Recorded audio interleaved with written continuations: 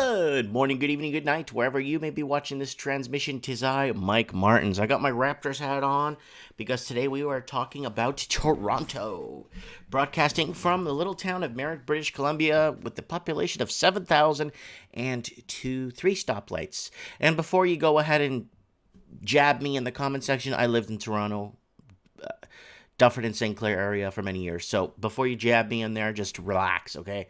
I lived in Toronto, okay? All right. Toronto was just named the working age poverty capital of Canada. You need to make almost $70,000 to afford a one bedroom in Toronto. 70 large. But everyone thinks this phenomena is happening all over. No, there's parts in the States where you could comfortably live off $38,000 a year. You make less, you're taxed less, and you could buy a house for 150 grand. So here it's worse. In Toronto, it's if you're just tuning into the channel, welcome. I get a lot of new subscribers. Welcome to the channel, and go back and watch other videos because again, a lot of people go back to the channel. I have it up here. Here it is. Watch other stuff. I got Mike in the Night here every Saturday night live with live call-ins. We got Trends in the Housing Market, talking about the housing situation. We got Can't Read Market Talk. I come on once in a while when there's a major issue in the whole comment. Look, I just did one. Trudeau, anti-Trudeau billboards littered all over Ontario, getting people to basically wake up is what it is. Now, Toronto was just named the working age poverty capital of Canada. What does that mean? That means that you need to make 70 large to afford a one bedroom in Toronto. You need to make 70,000 big ones. That's almost $1 million pesos in Mexico, and you could live like a king for about 20 years with that. So if you ask any Canadian millennial if they think Toronto's unaffordable, chances are they'll say yes. Toronto is, of course, a great place to live for many reasons. It's the hub of culture, entertainment, and opportunity. But if anyone who lives in the city knows that all of this comes at a steep price. I was in Toronto a few months back, right, for reasons of my dad passing and having to bury him because he lived in Toronto. And it's just congested. You can't get anywhere in a car because there's traffic everywhere. I noticed the uncertainty in people's eyes.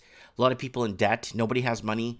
And when no one has money, people start to panic, and you could see the panic mode in Toronto.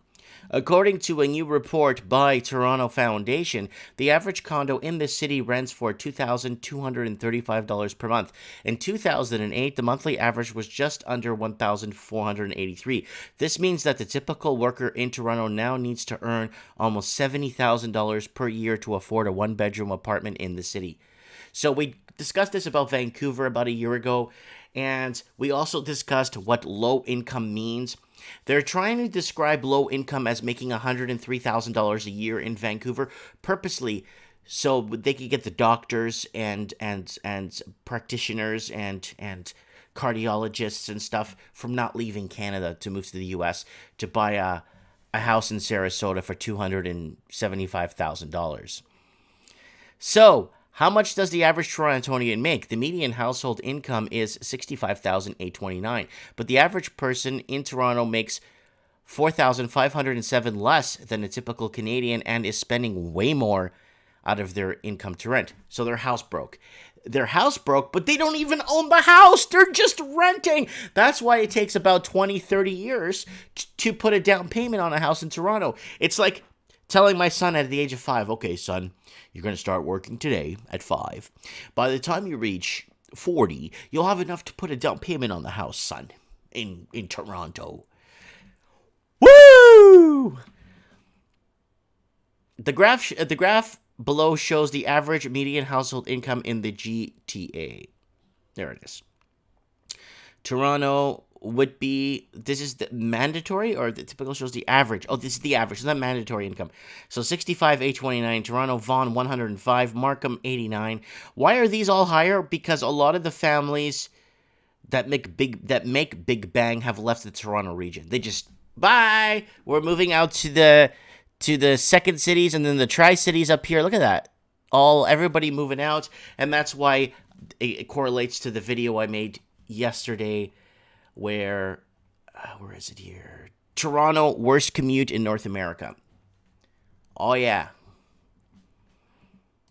Okay, so Toronto Foundation was deemed it a working age poverty capital of Canada. Toronto has higher poverty rates for children and seniors than several other Canadian cities. Here's the comparison of low income rates among working age adults in Canadian cities. Here it is for working age adults 18 to 64. So there's Toronto, number one, followed of course by Vancouver, Winnipeg, Montreal, Canada as a benchmark whole, which is getting up there, and then all these other little cities here is like, well, not little, Edmonton, Calgary, Quebec. Quebec is still kind of within range, but Toronto is just crazy. So where does one move? And I discussed this on Trends in the Housing Market last night.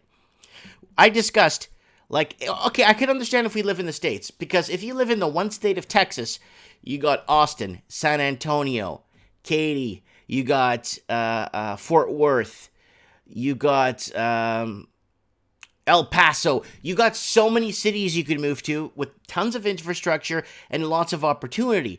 But in Canada as a whole, you don't have much of a choice. And we're completely bought out now.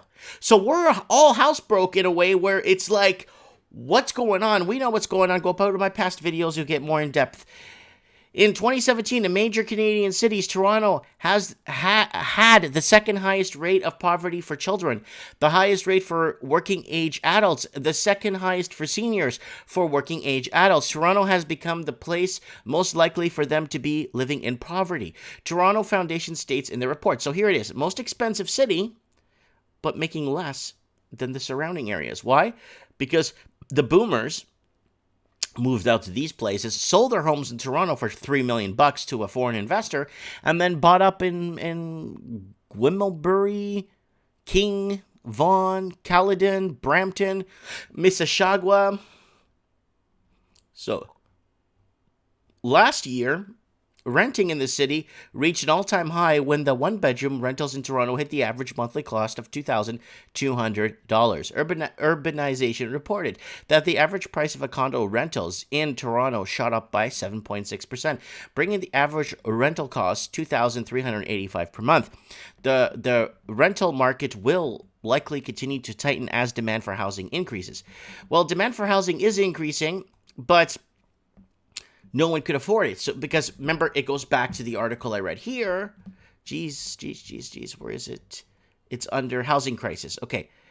Over 1 million empty homes across Canada. They're good homes too, or condos, or whatever. The average Canadian can't get into them because a majority of them are owned by foreign investors. So, unless not the federal government, but private contractors start directing construction towards average income earners. Not low income housing, but average income earners, to get some of the average income earners into the market to keep this housing Ponzi scheme going. They won't do it because there's no profits.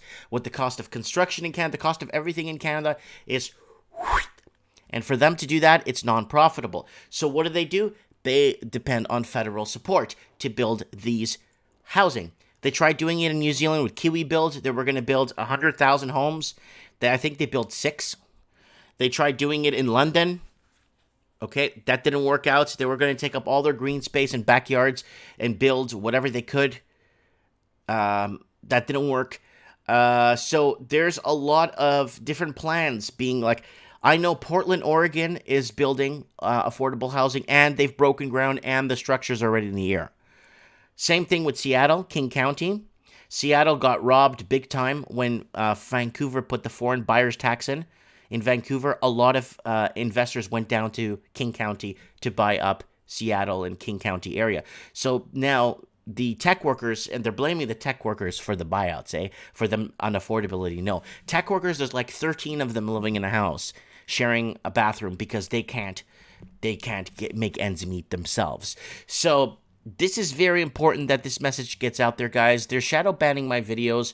They're not getting out there anymore. So I know I'm not perfect, but I just want to kind of share this out there to create awareness that the Canadian proper is finished. And what do I mean by Canadian proper? I'm a Portuguese. I'm an immigrant. But we are Canadian proper. We came, we invested. My dad worked himself to death, you know, in the construction industry as a Portuguese. He worked construction.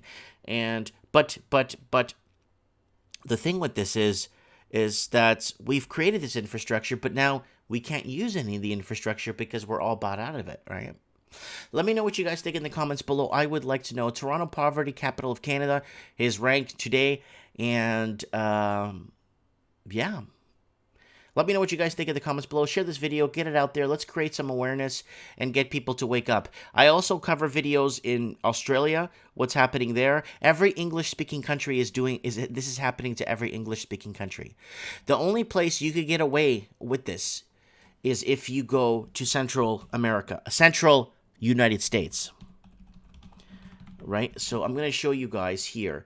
In Central United States is the only way, and I'm afraid that Canadians will be losing more and more. So $194,000, 2-bedroom. This is in a very good place on a lake in Oakland Park. Oh, it's a detached house. Never mind.